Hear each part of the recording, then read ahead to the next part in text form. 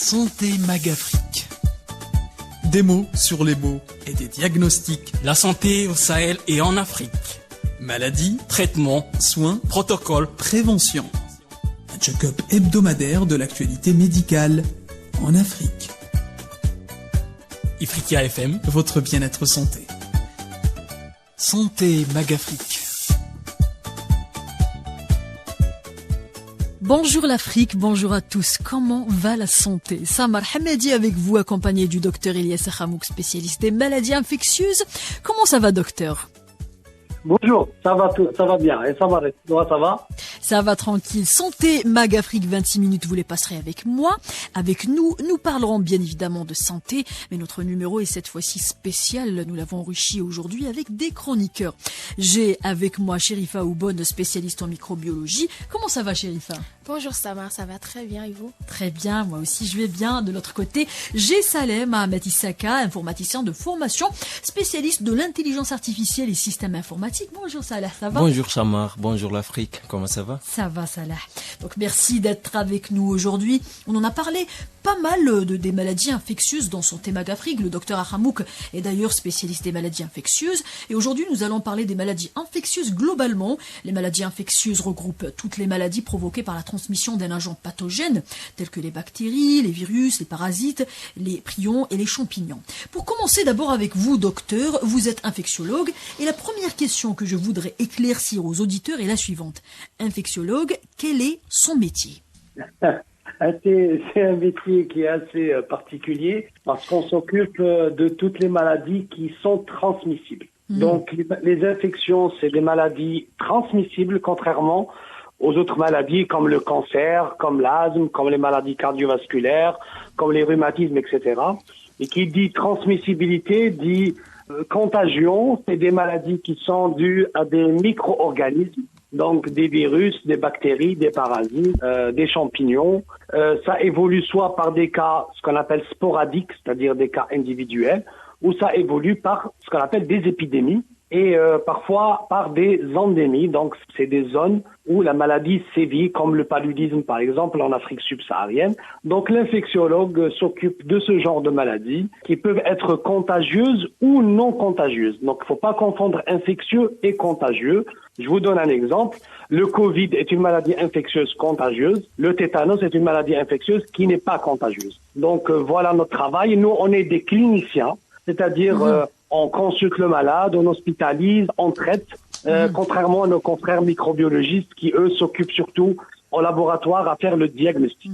Et je reste avec vous, docteur. Une petite définition, déjà pour commencer. Une infection, c'est quoi? Comment on définit une maladie infectieuse? Qu'est-ce qui fait déjà qu'elle est infectieuse? Alors, une maladie infectieuse, c'est une maladie transmissible qui est due à un micro-organisme. Donc, ça peut être un virus, une bactérie, un parasite, un champignon et même des organismes non conventionnels comme les prions. Quand on cite la maladie de Creutzfeldt-Jakob ou la maladie qu'on appelle la maladie de la vache folle. Donc, ce sont des maladies qui sont transmissibles. Ça peut être directement d'un être humain à un être humain. Ça peut être d'un animal à un être humain. C'est ce qu'on appelle des zoonoses, comme la Covid-19, par exemple. Donc, c'est des maladies qui se transmettent d'un organisme à un autre organisme vivant. Ça peut être des maladies assez banales, assez bénignes, comme la grippe en général. Comme ça peut être des maladies très très graves et dangereuses comme le virus Ebola, qui est la maladie infectieuse la plus meurtrière car elle peut induire de 40 jusqu'à 60% des décès. Donc sur 10 malades, on peut avoir 6 à même jusqu'à 7 décès. Donc c'est un éventail très très large. Les maladies infectieuses sont connues depuis l'Antiquité. On dit que Toutankhamon, le pharaon, est mort du paludisme. Oui. Donc la fièvre, elle est connue, c'est l'un des motifs les plus fréquents de consultation aux urgences ou aux consultations médicales. Mais grâce à l'apport de la technologie, notamment à la microbiologie, notamment à des personnes comme Louis Pasteur par exemple, grâce à ces avancées, on a pu diagnostiquer, donc mettre en évidence les agents causaux par pathologie. On a su que la tuberculose, c'était le bacille de Koch, que la rage, c'est un virus, que voilà. Donc, C'est des maladies qui sont connues depuis l'Antiquité, qui continuent à sévir actuellement et très probablement vont continuer jusqu'à la fin des temps. Parce qu'il y aura toujours des microbes, il y aura toujours des maladies infectieuses. Nous allons parler plus en détail des maladies infectieuses. Je tourne vers toi, Chérifa, d'accord? Donc c'est tout simple, on est malade parce qu'on a été infecté. Et Chérifa Oubonne, tu es spécialiste en microbiologie. Donne-nous quelques exemples de maladies infectieuses. Alors oui, c'est comme le docteur disait, les maladies infectieuses, c'est des maladies causées justement par des agents pathogènes, des bactéries, des virus, des parasites. Et comme cas le plus connu en Afrique, on a par exemple le paludisme. C'est transmis par la piqûre de la nouvelle femelle et ça transmet justement un parasite. On a Plasmodium falciparum.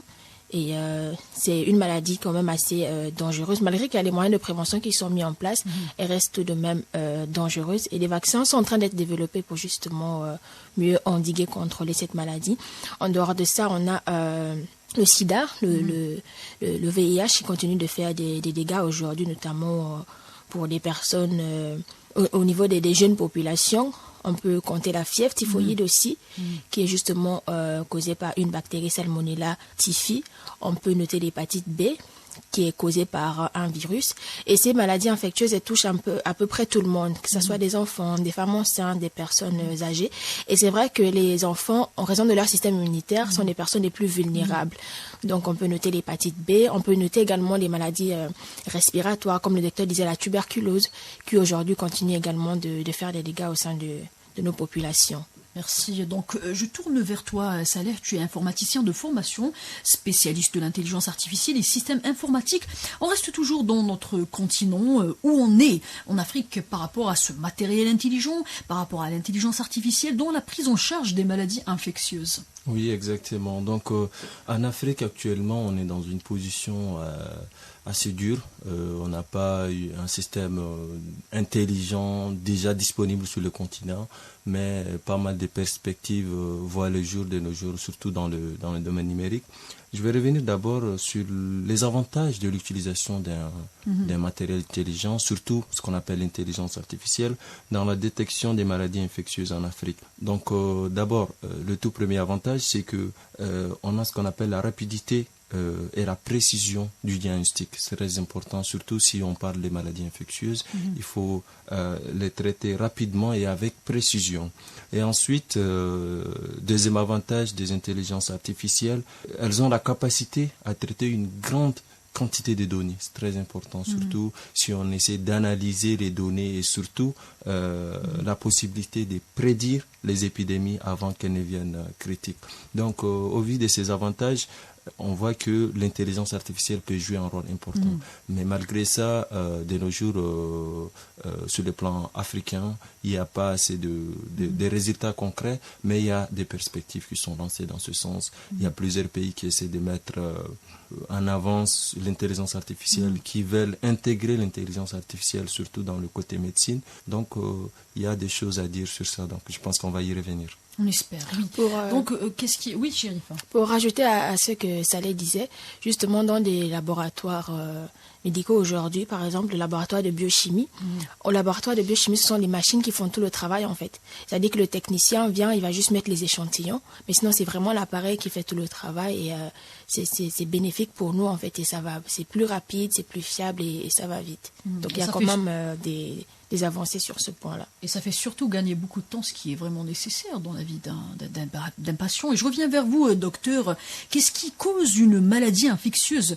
Quels sont ces facteurs, ces éléments qui renforcent la présence et l'existence des maladies infectieuses? Autrement dit, qu'est-ce qui nourrit l'atmosphère des maladies infectieuses? En fait, les maladies infectieuses, c'est un groupe très très large. Ça englobe toutes les maladies transmissibles.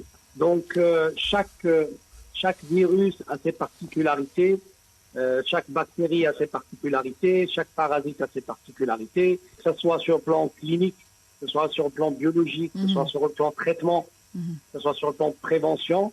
On sait que, par exemple, les virus, il y a très peu d'armes contre les virus, on a très peu d'antivirus. Et on a vu ça avec la Covid-19 récemment. Pour les bactéries, c'est vrai qu'on a eu des avancées par rapport aux antibiotiques au 19e siècle et au 20e siècle. Mais là, on arrive à nos limites parce qu'il y a développement de bactéries multirésistantes et les antibiotiques, de nouveaux antibiotiques n'arrivent pas à être inventés, à être créés, et on aura de gros problèmes de lutter contre ces maladies-là. Pour le paludisme, je rappelle que même si on a des médicaments très efficaces, mais on commence à avoir des résistances à la fois du parasite et de l'anophèle, donc du moustique qui transmet, commence à être résistante à beaucoup d'insecticides. Donc, c'est vrai que l'intelligence artificielle est plus appliquée en épidémiologie qu'en infectiologie, mais elle a une utilité importante dans le diagnostic, parce que surtout en Afrique, il y a un grand nombre de maladies tropicales qui subsistent. Je vous donne un exemple. Quand on a les fièvres, ce qu'on appelle les fièvres hémorragiques virales. Il y a l'Ebola, il y a le Marbourg, il y a la fièvre jaune, il y a d'autres maladies dont le diagnostic, même chez nous en Algérie, est très très difficile et qui nécessitent des laboratoires assez développés. Donc l'intelligence artificielle et la technologie en général permet d'améliorer les machines de diagnostic et les schémas, ce qu'on appelle des organigrammes pour faire le diagnostic. Mais ce qui est le plus important pour l'intelligence artificielle, c'est comme a dit votre invité, c'est de prédire les épidémies. Exactement. Et ça, c'est plus de l'épidémiologie que de l'infectiologie, parce qu'on a remarqué que on a une grande pandémie à peu près chaque 10 à 20 ans. On a vu ça avec la grippe espagnole, la grippe de Hong Kong, la Covid-19, le SRAS, la grippe aviaire. Donc là, l'intelligence artificielle va jouer un très grand rôle parce qu'elle va collecter toutes les informations de toute l'historique de l'humanité et faire comme de la télédétection météorologique, c'est-à-dire prédire un ouragan, prédire une tornade, Exactement. prédire une pandémie ou une grande épidémie. Et sauver des vies surtout. Alors, ce qui est important de comprendre, c'est que tout ça, en fait, c'est des causes différentes et donc ça amène des réponses différentes et notamment on confond souvent bactéries, virus et les réponses à apporter aux bactéries et aux virus, Chérifa. Oui, c'est vrai qu'il y a cette confusion et ça se fait même ressentir au niveau de l'administration des médicaments où, par exemple, un enfant normalement une maladie d'origine virale, on va lui donner des antibiotiques. C'est inutile en fait parce que les antibiotiques sont destinés essentiellement aux bactéries. Et pour les virus, il faut donner des antivirus et tout. Maintenant, la différence se fait sentir au niveau des bactéries, c'est des organismes vivants qui ont un mode de reproduction propre à eux, une certaine structure, alors que les virus, la définition fait souvent parfois débat, confusion, parce qu'on ne sait pas vraiment s'il faut les considérer comme des organismes vivants, parce que pour se reproduire, ils ont besoin forcément d'un hôte. C'est-à-dire qu'en dehors d'un organisme vivant, c'est un peu difficile que le virus puisse se reproduire. Donc, ils attaquent, ils vont pénétrer dans votre organisme, ils vont se multiplier, se reproduire, essayer de se multiplier, se reproduire, et quand ils font ça, justement, ils causent des dégâts. Alors que ce n'est pas forcément le cas des bactéries. C'est vrai que souvent le mode, on va dire, de pénétration n'est pas souvent très différent. Il peut se faire par voie digestive, par voie respiratoire, par différentes voies en fait. Mais il y a vraiment cette nuance-là entre bactéries et virus que les gens doivent maîtriser. Puis... Donc, docteur, corrigez-moi si je me trompe. Je pense que viral, c'est en rapport avec vaccin, plutôt vaccin est en rapport avec viral, et bactérie est en rapport avec antibiotique, le B, n'est-ce pas? Non, pas du tout, pas du tout. Le vaccin, c'est une procédure préventive qui peut être antivirale, antibactérienne et même antiparasitaire. On a un vaccin, par exemple, contre la Covid ou l'hépatite B, qui sont des virus. On a le vaccin, le BCG, par exemple, contre la tuberculose, et contre le méningocoque, par exemple. Et on a un vaccin contre le paludisme qui est en train d'être expérimenté. Donc, un vaccin, c'est une substance qu'on administre dans le corps pour que le corps réagisse et développe une immunité. Par contre, le traitement, quand on parle traitement, pour les bactéries, c'est le traitement antibiotique. Pour les virus, c'est un traitement antiviral. D'accord. Malheureusement, pour les virus, la majorité des virus, il n'y a pas de traitement. C'est rare où on a quelques traitements antiviraux, par exemple, de la cyclovir contre le virus de l'herpès, ou du ganciclovir pour le virus contre le CMV, par exemple. Mais on a une multitude d'antibiotiques, des plus anciennes. La plus ancienne, bien sûr, c'est la pénicilline, qui a fait une révolution par rapport au traitement des bactéries. Mais le vaccin, c'est pas un traitement. Le vaccin, c'est de la prévention qui peut être contre un virus, une bactérie ou un parasite. Exactement. Et parlons toujours de ces maladies infectieuses, Saleh. Peut-on les anticiper et les prévenir à l'aide de l'intelligence artificielle? Oui, Samar, exactement. Je vais d'abord rebondir sur la réponse du docteur. Allez-y. Oui, surtout là où il a parlé des analyses épidémiologiques. Donc, vous savez, les technologies d'intelligence artificielle peuvent améliorer l'efficacité du système de santé, justement en automatisant le processus de diagnostic. C'est là où il y a l'intérêt même d'intégration des systèmes qui sont attachés à l'intelligence artificielle. Fondamentalement, il essaye d'analyser en temps réel des données, pas seulement en temps réel, mais ils peuvent analyser des données anciennes et surtout des données épidémiologiques, ce qui va permettre justement d'avoir une meilleure gestion et surtout une meilleure prévention.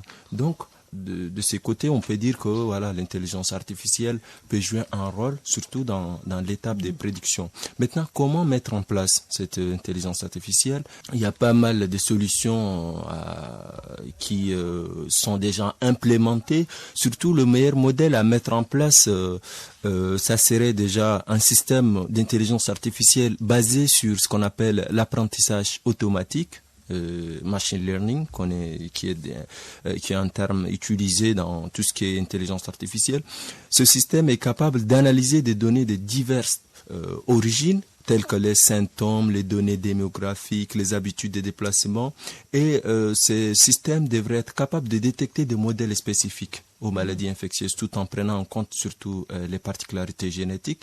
Et voilà, donc si on essaie de mettre en place un modèle d'intelligence artificielle basé sur ce qu'on appelle l'apprentissage automatique en analysant les données, on peut faire justement la prédiction de maladies et certainement les maladies infectieuses. Donc, Chérifa Oubone, tu es du Gabon. Parle-nous de ton pays. Qu'en est-il des maladies infectieuses au Gabon et de la prise en charge de ces maladies? Prenons l'exemple du Covid. Comment le Gabon a pris en charge les cas du Covid? Alors, concernant le Gabon, ça consistait, comme la majorité des pays, à un confinement ou alors lorsqu'il y avait des personnes malades, ils étaient hospitalisés et on essayait de leur administrer le traitement adéquat pour justement traiter cette pathologie. Mais c'était vraiment des mesures restrictives, du confinement ou alors traiter les malades justement. De nombreux efforts donc restent à faire pour continuer à lutter contre les maladies infectieuses. Docteur, qu'en pensez-vous? En fait, il faut faire une stratégie globale, surtout en Afrique. En Afrique, malheureusement, le plus grand nombre de décès est dû à des maladies infectieuses. Et malheureusement, surtout dans les pays nord-africains, notamment l'Algérie, on oublie qu'on est un pays africain, ça en premier. Et on oublie qu'on a des frontières avec les pays du Sahel, donc le Niger et le Mali. Et n'importe quelle maladie infectieuse, n'importe quel micro-organisme, il peut se déplacer en quelques jours dans les pays nord-africains ou en Europe, aux États-Unis. On a vu ça avec le Covid, mais on a vu même ça avec l'Ebola en 2013, où il y a eu une épidémie en Afrique de l'Ouest. Il y a eu des cas en Espagne, aux États-Unis, même en France. Donc, à mon avis, c'est vrai que par rapport à l'intelligence artificielle, les méthodes technologiques, on est en retard par rapport à d'autres continents. Mais je pense que ce qu'il faut faire, c'est qu'il y ait une collaboration interpays, déjà par rapport aux alertes sanitaires et améliorer la méthode de collecte d'informations et puis aller dans l'avenir dans une vraie intelligence artificielle dans tous les domaines et notamment sur le plan santé parce que ça va nous économiser beaucoup d'argent, mais ça va le sauver beaucoup de vies de nos concitoyens africains.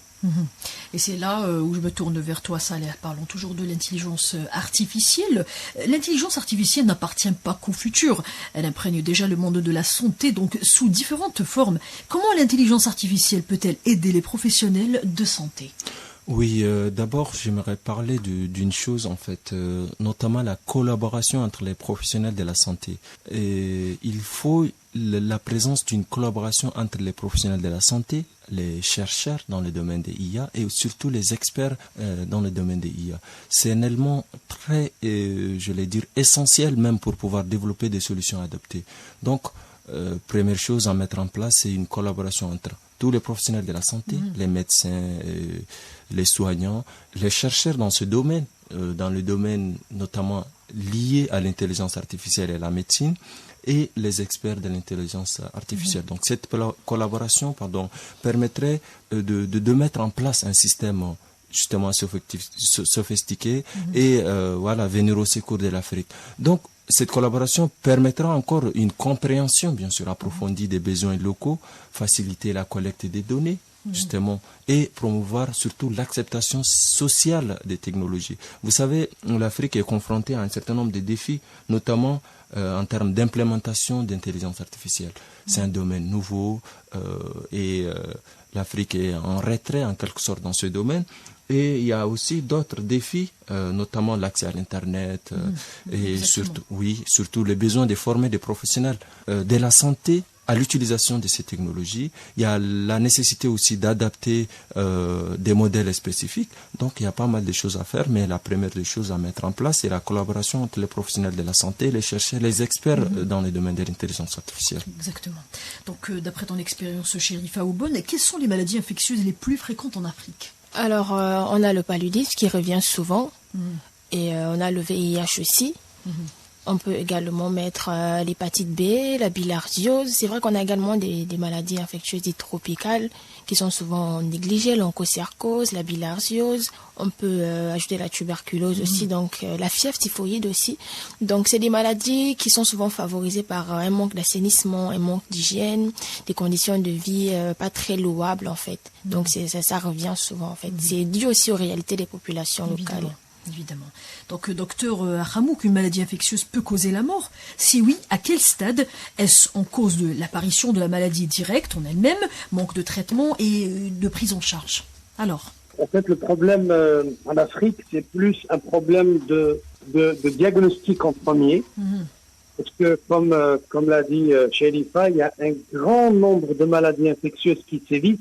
Il y a même des maladies réémergentes comme la diphtérie, qui a repris de la force en Afrique subsaharienne.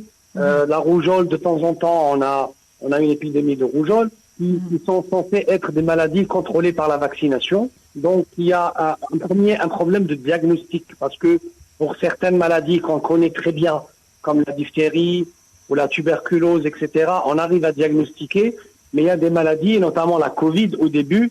Il faut rappeler que la Covid, il fallait des tests de diagnostic rapides, mais il fallait aussi de la PCR qui n'est pas disponible partout. Et donc, le premier problème, c'est un problème de diagnostic.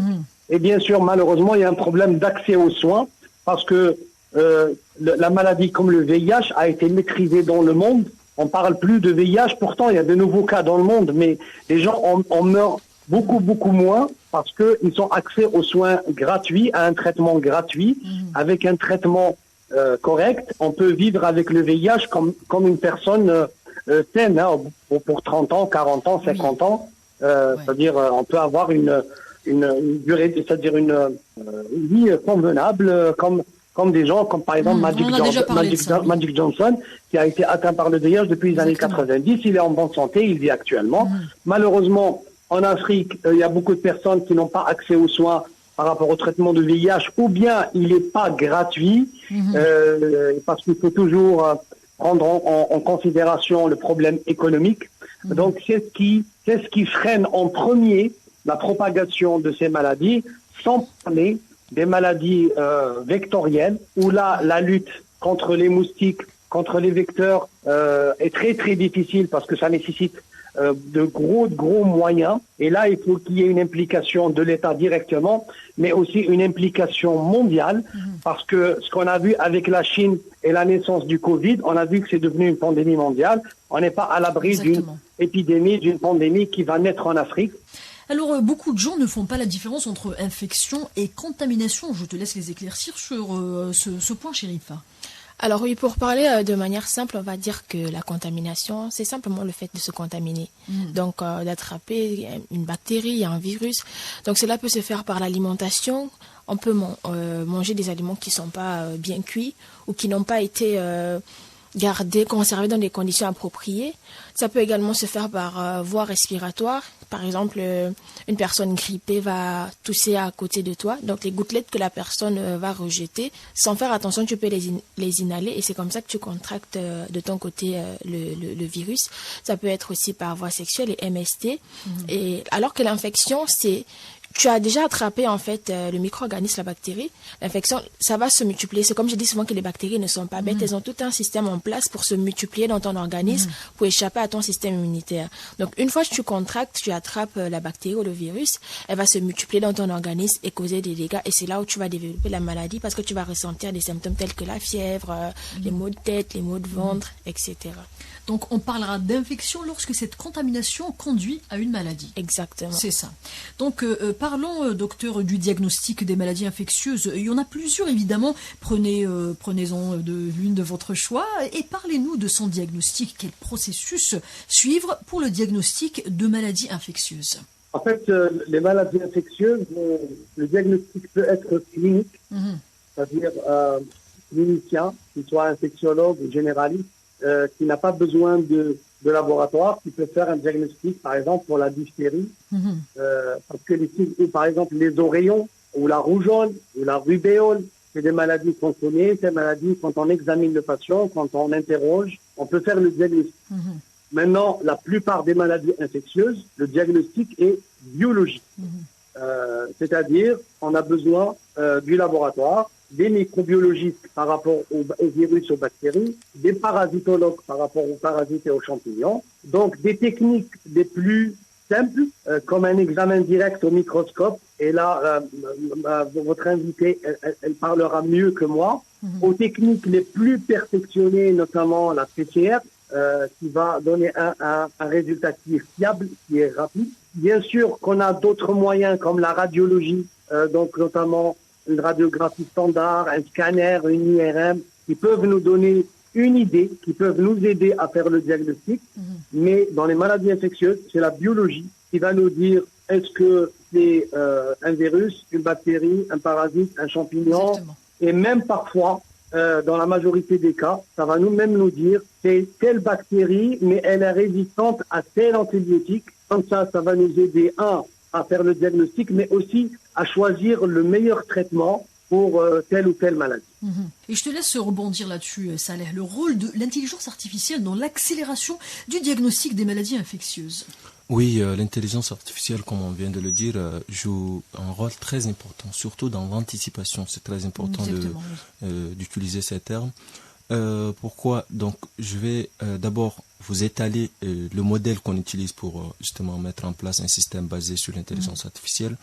C'est un modèle qui se base sur ce qu'on appelle l'apprentissage automatique. Donc, on doit collectionner un certain nombre de données d'une zone ou d'un peuple, ou ça peut même aller sur l'échelle continentale. Donc, on peut justement regrouper toutes ces données et on doit transmettre ces données à ce qu'on appelle un réseau de neurones artificiels. Bon, ça peut être un autre type de modèle qui se base sur l'apprentissage automatique, mais généralement on utilise ce qu'on appelle le réseau de neurones artificiels au sein même du système. On donne ces données, on doit essayer de les décortiquer, on donne en masse, et ce système va analyser les données, et voilà, donc au résultat, donc dans le résultat qu'on doit avoir dans ce système, ce sont les éléments qui vont nous aider à anticiper. On va, par exemple, prendre un élément très simple dans un pays d'Afrique. Si on essaie de voir dans les données qu'on donne, il y a beaucoup d'infections dans cette zone, justement, le modèle va nous dire tel pays est confronté à un certain nombre de dangers, toutes les conditions qui sont valables pour une maladie infectieuse sont réunies dans telle zone. Exactement. Donc ça va nous aider à anticiper les choses et ça va aider les médecins de mettre en place justement un traitement efficace, de prendre des précautions, de voir en telle ou telle période il y a beaucoup plus de maladies infectieuses. Donc justement, le modèle utilisé dans le système artificiel nous permet d'anticiper à grande échelle, et surtout cet automatisme est mis en avant dans l'intelligence artificielle. On peut donner une très grande quantité de données, mais à base des calculs, on aura un résultat qui est plus ou moins efficace et ça va permettre la prise de décision, surtout au niveau de médecins et surtout même dans les États, dans les institutions étatiques. Donc l'on parle, pour finir, du traitement. Il s'avère qu'il y a plusieurs maladies infectieuses, bien évidemment. En quoi se joignent les maladies infectieuses dans leur traitement, ou en quoi se ressemblent-elles, Chérifa? Oui, par rapport au traitement des maladies infectieuses, il revient d'abord de discerner que par rapport aux maladies infectieuses, il y a l'origine. On a des maladies d'origine bactérienne, d'origine virale, d'origine fongique, d'origine parasitaire. Et par rapport à cette classification, on va administrer, si c'est des maladies bactériennes, on va administrer des antibiotiques. Là encore, ça dépend de la gravité de la maladie, de l'infection. Donc parfois, le médecin peut donner un traitement asymptomatique pour traiter les symptômes, la fièvre, la toux. Ce n'est pas toujours de donner des antibiotiques à tout bout de champ, sinon on est confronté à l'antibiorésistance. Et pour les virus, les parasites, on va administrer des antiparasitaires, des antivirus, des antifongiques, les mettre ensemble ou pas. Tout dépend vraiment du degré de la maladie. Dernière question pour vous, docteur. Comment prévenir une maladie infectieuse? Alors, pour prévenir, on peut pas prévenir une maladie infectieuse, on peut faire une stratégie pour chaque maladie infectieuse.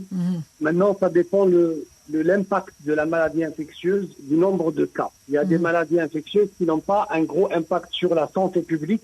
Par exemple, l'herpès, par exemple le tétanos, qui sont des maladies, heureusement, qui sont rares, qui sont prévisibles par le vaccin. On doit juste respecter le programme national vaccinal pour chaque pays, qui est propre pour chaque pays. Maintenant, quand il s'agit d'un problème de santé publique, comme la tuberculose par exemple, ou le paludisme dans les pays africains subsahariens, pour moi, la première prévention, c'est l'information. C'est l'information, la sensibilisation sanitaire, que ce soit pour la population en premier, que ce soit pour les travailleurs de la santé.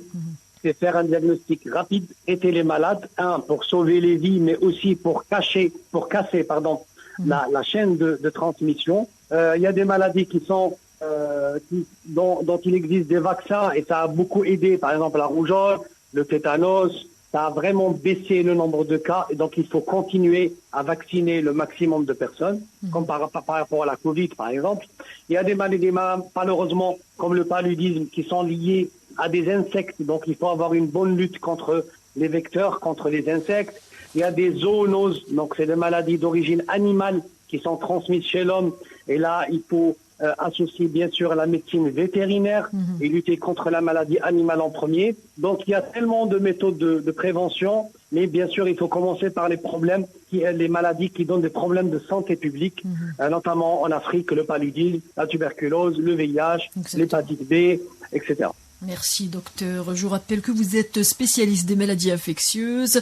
Ce numéro a été enrichi par des chroniqueurs. J'avais à ma droite Chérifa Oubonne, spécialiste en microbiologie. À ma gauche, Salama Matissaka, informaticien de formation, spécialiste de l'intelligence artificielle et système informatique. Merci à vous tous d'avoir enrichi ce numéro de Santé Mag Afrique sous le thème maladies infectieuses. C'est quoi?